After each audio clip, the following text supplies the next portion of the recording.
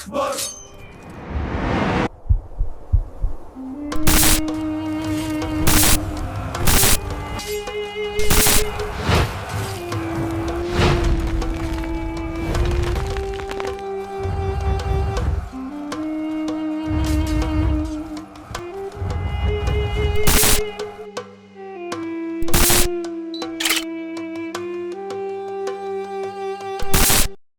یہود خیبر کی شجاعت اور قوت وحدت۔ یہ بات مورخ کے دل سے کبھی اوجل نہیں ہونی چاہیے کہ خیبر کے یہودی زمانوں سے تمام یہودیوں پر شجاعت اور جنگ میں استقلال دکھانے کے لحاظ سے بہت بڑھ کر تھے۔ ان کے اندر حد درجے اتحاد اور یگانگت پائی جاتی تھی۔ اس کے برعکس دوسرے یہودی اختلافات کا شکار تھے، بلکہ کبھی کبھی ان کے درمیان لڑائی بھی ہو جاتی تھی۔ مگر خیبر کے یہودیوں اور ان کے بت پرست عرب پڑوسیوں کے درمیان کبھی کوئی مسلح جنگ نہیں ہوئی، جس کی وجہ سے وہ عرب علاقے میں سب سے طاقتور یہودی بن گئے۔ مگر یثرب کے یہودی مقامی قبائلی لڑائیوں سے محفوظ نہیں رہے، جس نے ان کی وحدت اور ہستی کو پارا پارا کر دیا تھا۔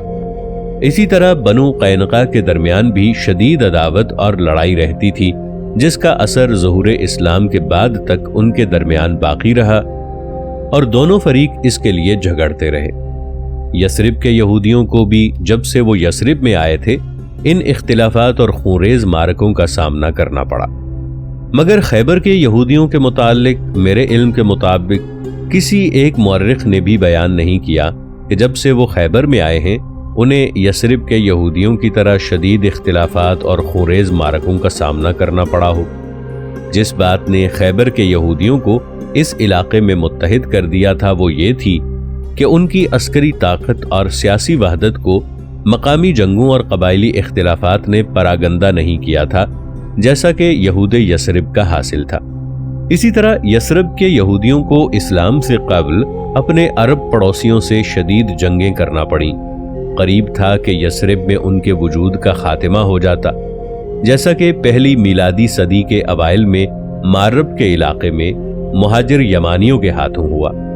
اوس اور خزرج جب سے یثرب میں آباد ہوئے تھے ان غالب یہود سے برسر پیکار تھے، کیونکہ انہوں نے مدینہ میں اپنے لیے سرسبز اور زرعی علاقوں کو خاص کر لیا تھا، اور یمانیوں کا ان یہودیوں کے متعلق یہ نظریہ تھا کہ یہ عرب علاقوں میں باہر سے آئے ہیں۔ اس بات نے یمانیوں کے دلوں میں ناراضگی کی آگ بھڑکانے میں مدد دی،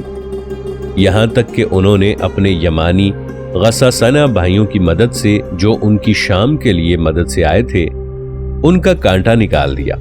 پھر انہوں نے مالک بن عجلان کی قیادت میں ان کو انتہائی طور پر دبا دیا، اور اس نے یہود کے مطلق العنان بادشاہ کے لیے اسلام سے پہلے یثرب پر ایک حد مقرر کر دی۔ مورخین نے بیان کیا ہے کہ اوس اور خزرج نے اپنے سردار مالک بن عجلان کی قیادت میں اسلام سے کئی صدیاں پیشتر یہود پر جو سخت جنگ مسلط کی، اگر ان یہود کے لیڈر اس آندھی کے سامنے جھک کر شکست کو تسلیم نہ کرتے تو قریب تھا کہ وہ دخیل یہودی قوم کی جڑ کاٹتے تھی۔ پھر انہوں نے تباہی سے بچنے کے لیے مختلف فاتح یمنی قبائل اوس اور خزرج کے جھنڈے تلے پناہ لے لی اور ان میں گھل مل گئے۔ اس طرح انہوں نے اپنی جانوں اور مملوکات کو بچا لیا، لیکن اس کے ساتھ انہوں نے اپنے سیاسی اور عسکری اقدار کا خاتمہ بھی تسلیم کر لیا جو یثرب پر چھایا ہوا تھا۔ یثرب کے یہودیوں کی وحدت و حکومت اس طرح کے سخت دھکوں سے پارا پارا ہو گئی، خواہ وہ دھکے یمنی مہاجرین کے تباہ کن حملوں کے باعث لگے یا ان قبائلی مسلح جنگوں کے باعث لگے جو ظہور اسلام سے کئی صدیاں پیشتر پیدا ہو چکے تھے۔ مگر خیبر کے یہودی اس قسم کے خطرناک دھکوں سے بچے رہے جو یثرب کے یہودیوں کی حکومت کو لے ڈوبے تھے۔ اس بات نے خیبر کے یہودیوں کی وحدت و یگانگت کو قائم رکھا۔ بلا شبہ جزیرہ عرب میں پھیلے ہوئے تمام دخیل یہودیوں پر ان کے تفوق اور قوت و شجاعت کے اسباب میں سے سب سے بڑا سبب تھا۔ مورخین کا اس بات پر اتفاق ہے کہ بلا استثناء جزیرہ عرب میں خیبر کے یہودی تمام یہودی عناصر سے طاقتور اور شجاع تھے، اور اس قول کی صحت پر شاید سب سے بڑی دلیل یہ ہے کہ یثرب کے یہودیوں نے باوجود خیبر کے یہودیوں سے کثیر تعداد اور زیادہ مالدار ہونے کے مسلمانوں کے مقابلے میں ہر فیصلہ کن مارکے میں بزدلی کا اظہار کیا اور اطاعت اختیار کرنے کو ترجیح دی۔ پھر جب وہ مسلمانوں کے ساتھ دشمنی کرنے میں مسلح نزاع تک پہنچے تو انہوں نے فیصلہ کن مارکے میں حصہ لینے سے انکار کر دیا، جیسا کہ بنی قینقاع، پھر بنی نضیر اور آخر کار بنی قریظہ کے معاملے میں ہوا۔ ناظرین، آگے بڑھنے سے پہلے کامنٹ سیکشن میں ہمیں اپنی آراء سے ضرور آگاہ کیجیے گا کہ آپ کو ہماری یہ سیریز کیسی لگ رہی ہے۔ میں ہوں طاہر عبید چودھری۔ آئندہ آنے والی اقساط سے باخبر رہنے کے لیے ہمارے چینل کو سبسکرائب کر لیں اور ساتھ موجود بیل آئیکن کو ضرور کلک کر لیں۔ شکریہ۔ اسلام سے قبل یثرب میں یہود کی حکومت کا کانٹا نکالنے اور انہیں ان یمانیوں کا ماتحت بنانے میں، جن کا اللہ تعالیٰ نے بعد میں انصار نام رکھا، مالک بن عجلان یمانی کو بڑا مقام حاصل ہے۔ اس سے پہلے دخیل یہودیوں کو یثرب کے علاقے میں بڑی قوت و سطوت حاصل تھی، خاص طور پر ان کے سرکش بادشاہ الفطیون کو۔ السمہودی نے اپنی کتاب وفاء الوفا میں بیان کیا ہے کہ الفطیوں نے یثرب کے یہودیوں اور دوسرے لوگوں کو اس بات پر مجبور کیا کہ جب تک وہ کسی دلہن پر داخل ہو کر اس کی مہر بکارت کو نہ توڑ دے، اسے اس کے خاوند کے پاس نہ بھیجا جائے۔ وہ یہ گھناؤنا کام ایک لمبے عرصے تک کرتا رہا۔ جب سد معرب کے انہدام کے بعد اوس اور خزرج یثرب میں آئے تو انہوں نے دیکھا کہ یہود کا سرکش بادشاہ الفطیون ان کے ساتھ بھی یہ ذلیل کام کرنا چاہتا ہے۔ اسی اثنا میں مالک بن عجلان یمانی کی بہن نے یثرب میں بنی سلیم کے آدمی سے شادی کی تو الفطیون نے ایلچی بھیجا کہ دلہن کو خاوند کے پاس جانے سے قبل اس کے ہاں بھیجا جائے۔ اس کا بھائی مالک اس وقت گھر میں موجود نہ تھا۔ وہ ذلت سے بچنے کے لیے بھاگتی ہوئی اس کی تلاش میں نکلی اور ان لوگوں کے پاس سے گزری جس میں ان کا بھائی بھی موجود تھا۔ اس لیے اسے پکارا تو مالک نے کہا، اے بہن، تو نے تو زمانے بھر کی ذلت میرے شامل حال کر دی ہے، تو مجھے بلاتے ہوئے شرم نہیں آئی؟ تو اس کی بہن نے جواب دیا، جس کام کا مجھ سے ارادہ کیا گیا ہے وہ اس سے بھی برا ہے۔ پھر اس نے اسے بتایا کہ الفطیون نے اسے اپنے خامند کے پاس جانے سے قبل طلب کیا ہے۔ مالک کی غیرت بھڑک اٹھی اور اس نے اپنی بہن سے کہا، میں اس بارے میں تمہارے لیے کافی ہوں گا۔ بہن نے پوچھا، کیسے؟ اس نے کہا، میں عورتوں کا لباس پہن کر تیرے ساتھ الفطیون کے پاس جاؤں گا اور اسے قتل کر دوں گا۔ جب شام ہوئی تو یہ تلوار چھپا کر عورتوں کے ساتھ بھیس بدل کر الفطیون کے پاس چلا گیا اور اس کے قریب ہو کر اس پر حملہ کر دیا اور اسے قتل کر دیا۔ پھر اپنی بہن کو لے کر اپنی قوم کی طرف واپس آ گیا اور اہل یثرب سے اس ذلت کو دور کر دیا۔ اپنے بادشاہ کے قتل کی وجہ سے اس قوم کو بڑا غصہ آیا اور انہوں نے عربوں پر حملہ کرنے کا ارادہ کیا، مگر مالک بن عجلان اپنی قوم کے ایک وفد کے ساتھ اپنی قوم کے لوگوں غساسنہ کے پاس شام میں گیا اور غساسنہ کے بادشاہ اس کی خدمت میں حاضر ہوا اور اس سے دخیل یہودیوں کی سرکشی اور یثرب کے عربوں پر ان کے غلبے کی شکایت کی، اور یہ بھی کہا کہ اگر یہی حال رہا تو یہود ان کے گھروں سے انہیں نکال باہر کریں گے، خصوصاً ان کے بادشاہ الفطیون کے قاتل کے بعد۔ پھر اس نے بادشاہ غسان سے مدد طلب کی اور اس نے اس کی بات کو قبول کیا اور بنفس نفیس ایک دستے کی سالاری کرتا ہوا یثرب کی طرف گیا۔ جب ابو جمیلہ یثرب پہنچا تو اس نے یہود پر حملہ کر کے انہیں خوب مزہ چکھایا۔ اس حملے میں یہود کے اکثر قائد اور لیڈر مارے گئے۔ اس کے بعد اوس اور خزرج بلند ہو گئے، اور اس واقعے کے بعد یہود کو یثرب میں کوئی ایسا اقتدار حاصل نہیں ہوا جس سے عرب عسکری لحاظ سے خوفزدہ ہوں، یہاں تک کہ یہ مقام آ گیا اور اس کا عادلانہ اقتدار عہد نبوی ہی میں جزیرہ نما کے عرب میں پھیل گیا، اور اس نے دخیل یہودیوں کا جو اثر و نفوذ کسی میدان میں رہ گیا تھا اسے بھی ختم کر دیا۔ تاریخ ہمیں بتاتی ہے کہ عرب علاقوں میں دخیل یہودی عناصر سے مسلح نظام میں جو دقت خیبر کے یہودیوں کے مقابلے میں اٹھانی پڑی، وہ کسی اور سے نہیں اٹھانی پڑی۔ مسلمانوں نے یہودیوں کے ساتھ زبردست معرکوں میں گتھ کر جنگ کی، جس میں انہوں نے یہود کو ایک ایک قلعے سے نکالا، مگر جب تک ان معرکوں میں ان کے تمام قائد اور لیڈر مارے نہیں گئے انہوں نے اطاعت اختیار نہیں کی۔ خیبر کے یہودیوں کی اس شجاعت کی وجہ سے بعض مورخین نے، جن میں بعض یورپی مورخین بھی شامل ہیں، انہیں عربی اصل سے قرار دیا ہے، جنہوں نے مدتوں سے یہودیت اختیار کر لی تھی۔ امام المغازی ابن اسحاق نے بیان کیا ہے کہ آل مرہب کا خاندان یمن کے حمیر قبیلے سے تعلق رکھتا تھا۔ یہود خیبر کی جانبداری۔ جزیرہ عرب میں خیبر کے ساتھ اسلام سے پہلے یہود کے تعلق کی یہ مختصر تاریخ ہے۔ ایک اور چیز جو یہاں پر اوجھل نہیں ہونی چاہیے وہ یہ کہ خیبر کے یہودی باوجود سخت جنگجو اور کثیر تعداد میں ہونے کے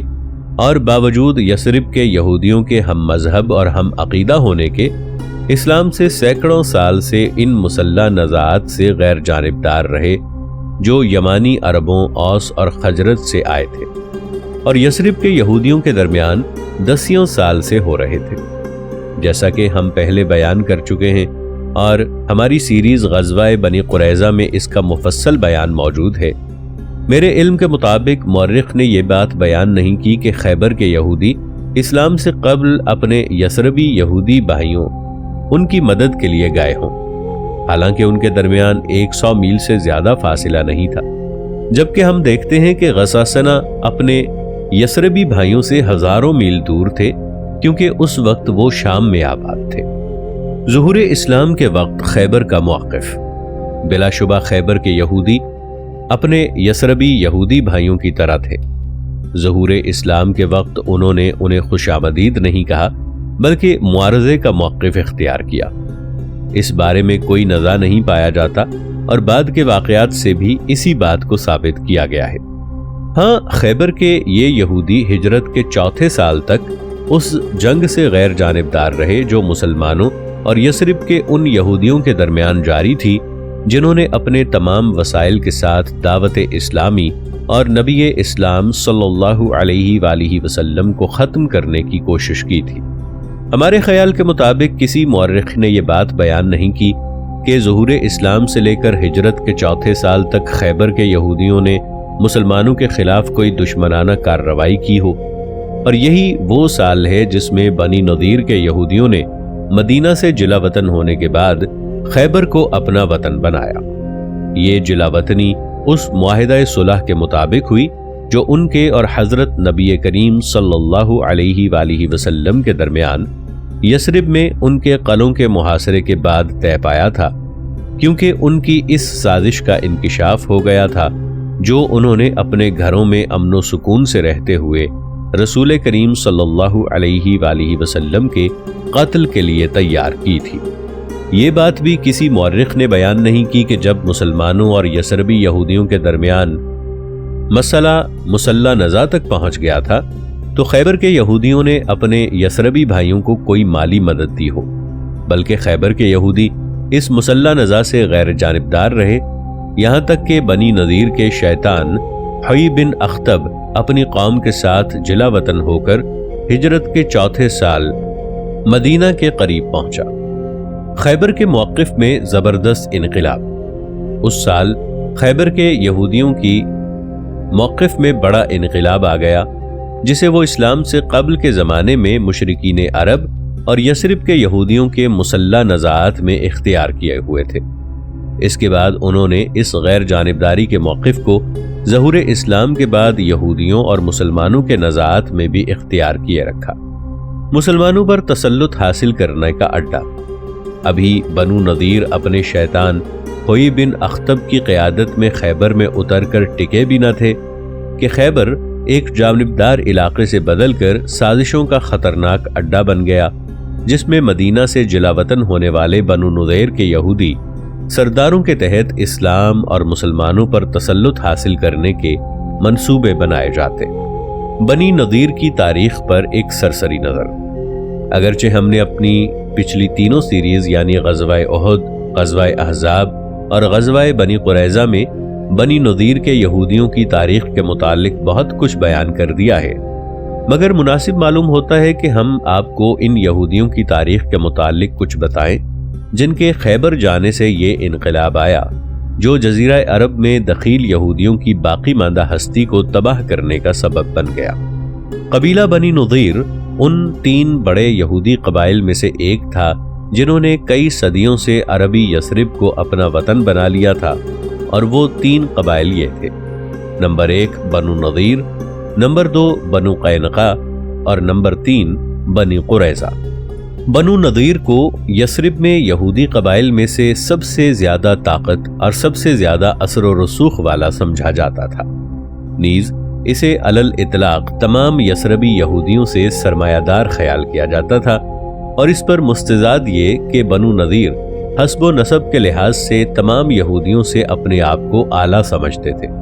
اور تمام قبائل یہود پر شرف و سیادت کو اپنا حق سمجھتے تھے،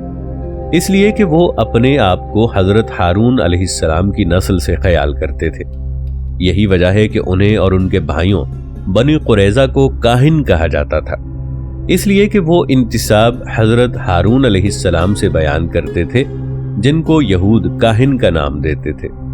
دشمنان نبی صلی اللہ علیہ وآلہ وسلم۔ جب ہم مسلمانوں اور یثربی یہودیوں کے نزاع اور جنگ کی تاریخ کے مراحل کو ظہور اسلام کے وقت سے دیکھتے ہیں تو ہم بنی نذیر کے یہودیوں کو مسلمانوں کے سب سے بڑے دشمن حضرت نبی کریم صلی اللہ علیہ وآلہ وسلم پر بہت دلیری دکھانے والے اور مسلمانوں کے خلاف اکسانے والے اور حضرت نبی کریم صلی اللہ علیہ وآلہ وسلم کے متعلق سختی کرنے والے پاتے ہیں، خصوصاً ان کے سرداروں حوی بن اخطب، اس کے بھائی یاسر اور سلام بن مشکم کو ان باتوں میں بہت بڑا ہوا پاتے ہیں۔ اس بات کی دلیل کے لیے یہ قصہ ہی کافی ہے جسے امام المغازی محمد بن اسحاق نے بیان کیا ہے۔ یہ قصہ اس بغض اور کینے کو جو حضرت نبی کریم صلی اللہ علیہ وآلہ وسلم کے خلاف بنو نذیر کے سرداروں کے دلوں میں جوش مار رہا تھا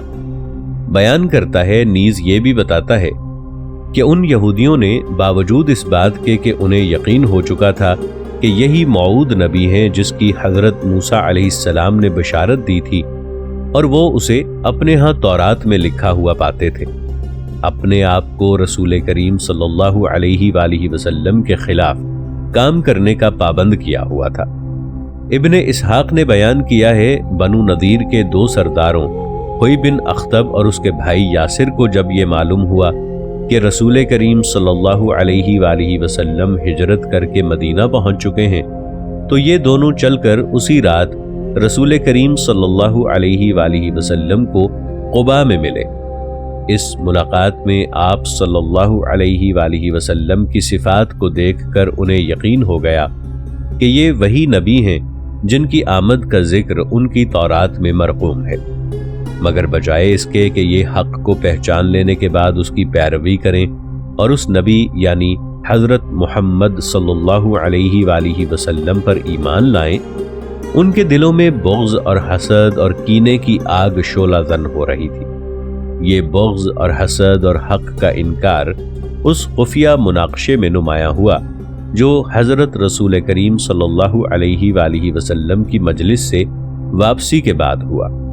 یاسر بن اخطب نے اپنے بھائی حوی سے دریافت کیا، کیا یہ وہی نبی ہے؟ حوی نے جواب دیا، خدا کی قسم یہ وہی نبی ہے۔ یاسر نے کہا، کیا تو اسے جانتا اور پہچانتا ہے؟ حوی نے جواب دیا، ہاں۔ یاسر نے کہا، تو اپنے دل میں اس کے متعلق کیا پاتا ہے؟ حوی نے جواب دیا، جب تک زندہ ہوں اس سے عداوت کرتا رہوں گا۔ اس گفتگو کو ام المؤمنین حضرت صفیہ بن حوی بن اخطب نے بھی سن لیا رضی اللہ عنہا۔ اس وقت تک آپ ابھی چھوٹی بچی تھی اور اپنے باپ اور چچا کی مجلس میں کھیل رہی تھی۔ بنو نذیر کے خبیث سردار نے اپنی قسم کو نہ توڑا،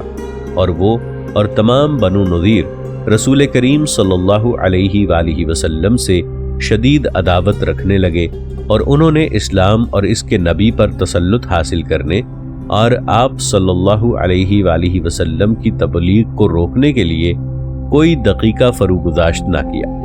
بنو نذیر کے یہودی اور ان کا سرکردہ شیطان حیی بن اخطب دعوت اسلامی کے شعلے کو بجھانے کے ارادے سے رسول کریم صلی اللہ علیہ وآلہ وسلم کے لیے رکاوٹیں اور مشکلات پیدا کرنے لگے۔ وہ رسول کریم صلی اللہ علیہ وآلہ وسلم کی رواداری اور کامل آزادی سے فائدہ اٹھانے لگے جو اسلام نے انہیں ان کے خاص کاموں میں دی تھی، اور معاہدہ تحائف کے پس پردہ جو حضور علیہ السلام نے یثرب آتے ہی ان سے اور دیگر یہودی قبائل سے کیا تھا، اس سے بھی فائدہ اٹھانے لگے۔